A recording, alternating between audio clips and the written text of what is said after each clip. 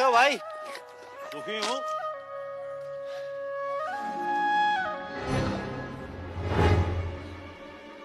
दुखी हूँ।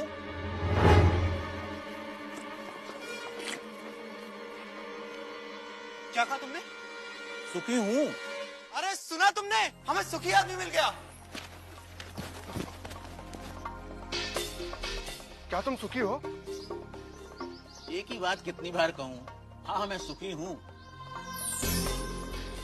लेकिन तुम्हारी कमीज कहाँ है? कमीज? क्या तुमने राजा की घोषणा नहीं सुनी? राजा को सुखी आदमी की कमीज चाहिए। पर मेरे पास तो कमीज नहीं है। क्या तुम्हारे पास कमीज भी नहीं है? फिर तुम सुखी कैसे हुए? मेरा सुख कमीज में नहीं है, मैं ही सुख हूँ। अन्नदाता, वह कह रहा था कि उसका सुख कमीज में नहीं है, वह ही सुख है। वह सुखी है, लेकिन उसके पास कमीज नहीं है। बलभद्र, उसे मेरे पास ले आओ। क्यों?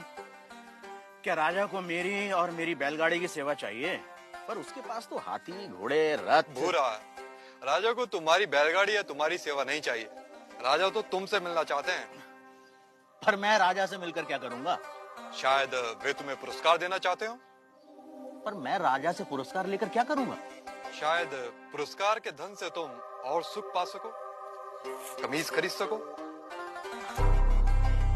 दाता, मैं कमीज के बिना भी सुखी हूँ। पर मैंने सुना है कि धन से वस्तुएं मिलती हैं। क्या धन से सुख मिलता है? और जो सुख से भरा हुआ है उसमें और सुख कहां से समाएगा? अगर राजा मुझसे मिलना चाहते हैं तो वो यहाँ आ सकते हैं, मैं उनसे मिल लूंगा। गाड़ीवान ने आने से मना कर दिया अन्नदाता। अन्नदाता को उससे मिलना हो तो हुकुम को ही जाना होगा।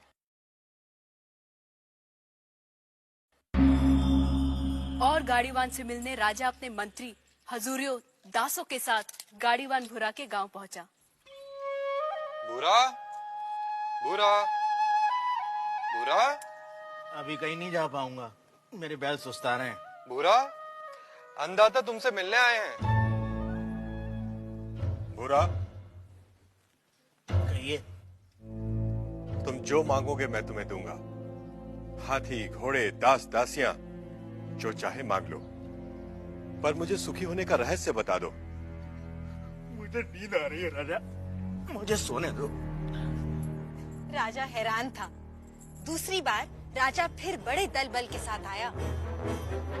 भूरा, भूरा, हाथी, घोड़े, दास, दासियां जितनी चाहे मांग लो, पर मुझे सुखी होने का रहस्य तो बता दो। राजा, हाथी, घोड़े, दास, दासियों के बिना भी मैं सुखी हूँ। फिर कभी आना। तुम्हें क्या चाहिए भूरा? मांग कर तो देखो। मुझे सुखी होने का रहस्य तो बता दो।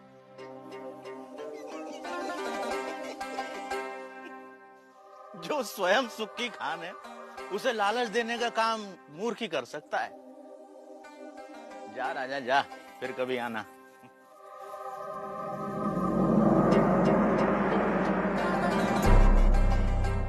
और राजा चला गया।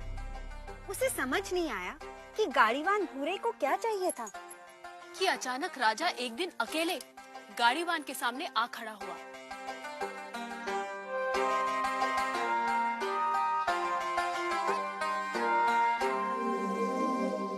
हुकुम। तू फिर आ गया? जब तक आप सुखी होने का रहस्य न बता देंगे मैं तंग करता रहूंगा। मेरी पीठ खुजा सकेगा? हाँ मालिक। ला, खुजा। रहने दे, रहने दे। ठीक से बैठ जा, बैठ ठीक से। पहले ही अपने दिखावे का बोझ छोड़कर आता तो मेरी पीठ खुजलाने से बच जाता। पूछ, क्या जानना चाहता है? यह कैसा रहस्य है कि जिसके पास सैकड़ों कमीजें हैं वह सुखी नहीं है, और जिसके पास कोई कमीज नहीं वह सुखी है? राजे, सुख का कारण कमीज नहीं, आत्मा है। जो यह जान लेता है कि सुख का कारण भीतर है, उसे सुखी होने के लिए बाहरी वस्तुओं की जरूरत नहीं पड़ती। पर मन तो हमेशा सुख के लिए बाहरी वस्तुओं के पीछे भागता रहता है। इसीलिए राजे, जो अपने आनंद स्वरूप आत्मा को जान लेता है वह वस्तुओं के पीछे भागना बंद कर देता है। मैं समझा नहीं। राजे, आनंद आत्मा का स्वरूप है। आत्मा अनंत है, इसलिए आनंद भी अनंत है। आत्मा के स्वरूप के कारण व्यक्ति स्वयं से हर क्षण प्रेम करता है। क्या कभी सोचा है कि व्यक्ति बूढ़ा हो जाता है, बीमार हो जाता है, इंद्रियां साथ छोड़ रही होती हैं, मौत द्वार खटखटा रही होती है, फिर भी आदमी जीना चाहता है? क्यों? क्योंकि हर व्यक्ति स्वयं से हर क्षण हर समय प्रेम करता है। यदि दुख स्वयं का स्वरूप होता तो क्या मनुष्य कभी स्वयं से इतना प्रेम करता? कभी तुमने सोचा है कि कभी कभी आत्महत्या का विचार क्यों आता है? नहीं मालिक। क्या है आत्महत्या का विचार? क्यों भावना के वश में आदमी मन, बुद्धि और शरीर आदि को खत्म कर देना चाहता है? क्योंकि आत्महत्या का विचार भी आत्म प्रेम को ही व्यक्त करता है। जब व्यक्ति दुख और दुख देने वाली स्थितियों से छुटकारा नहीं देखता, तब वह अज्ञानता में आत्महत्या को ही दुखों से छुटकारा पाने का रास्ता समझता है। इतना है मनुष्य का स्वयं के प्रति प्रेम कि वह अपने अस्तित्व को भी समाप्त कर देना चाहता है। सुख भीतर है तो मनुष्य बाहर संसार के पीछे भागता क्यों है? क्योंकि वह स्वयं से प्रेम करता है। मनुष्य जिसकी भी अभिलाषा करता है, चाहे वह धन हो या वैभव, पत्नी, पति या पुत्र हो, वे सिर्फ उपकरण हैं जिनकी अभिलाषा मनुष्य स्वयं के सुख के लिए करता है। मनुष्य अपनी प्रियतम वस्तु या संबंधी को भी छोड़ देता है यदि वह वस्तु या वे संबंध दुख का कारण हो जाए। इसलिए मनुष्य सबसे अधिक स्वयं से प्रेम करता है। कोई भी व्यक्ति, चाहे वह संसार को पाने या संसार को छोड़ने की राह पर ही क्यों न चल रहा हो, वह स्वयं के लिए ही है। स्वयं के लिए इतना प्रेम कि या तो सारा संसार या संसार नहीं।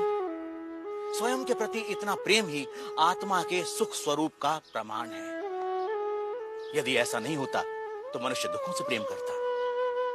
क्योंकि अज्ञानतावश हम अपने आनंद स्वरूप को नहीं जानते, इसलिए इस आशा में संसार और वस्तुओं के पीछे भागते रहते हैं कि वह हमें छोटे छोटे सुख देगी। यह ठीक वैसा ही है कि जो सुखों का स्वामी है, राजा है, वह खुद को भिखारी समझ दूसरों से इसकी उम्मीद करता है। यही है अज्ञान की शक्ति। इसलिए राजे, संबंधों का और वस्तुओं का सुख स्थायी नहीं होता, परंतु आत्मा का आनंद असीम होता है। वो कैसे स्थायी है? राजे, जब भी हम किसी प्रिय व्यक्ति या प्रिय वस्तु को देखते हैं तो उससे आनंद होता है। इस आनंद को शास्त्र प्रिय कहते हैं। और जब हम उस वस्तु को पा लेते हैं या उस व्यक्ति से मिल लेते हैं, तब वह आनंद कई गुना बढ़ जाता है। उसे मोद कहते हैं। और जब हम उस वस्तु का उपभोग करते हैं, तब उससे प्राप्त होने वाले आनंद को प्रमोद कहते हैं। परंतु जैसे ही हम उस व्यक्ति या उस वस्तु से अलग हो जाते हैं, वह आनंद भी समाप्त हो जाता है। इसलिए राजे, वस्तुओं का आनंद, व्यक्तियों का आनंद स्थायी नहीं होता, परंतु आत्मा का आनंद स्थायी और अनंत होता है। बुरा व राजा में आनंद पर लंबी चर्चा हुई, जिसे वेदांत में आनंद मीमांसा कहते हैं। सात्विक आनंद, राजसिक आनंद, तामसिक आनंद से लेकर अलग अलग प्राणियों और अवस्थाओं में आनंद की अनुभूति और उसके कारणों की बुरा ने मीमांसा की। पर अंत में राजा ने वह प्रश्न किया जो इस समय हम सबके मन में है।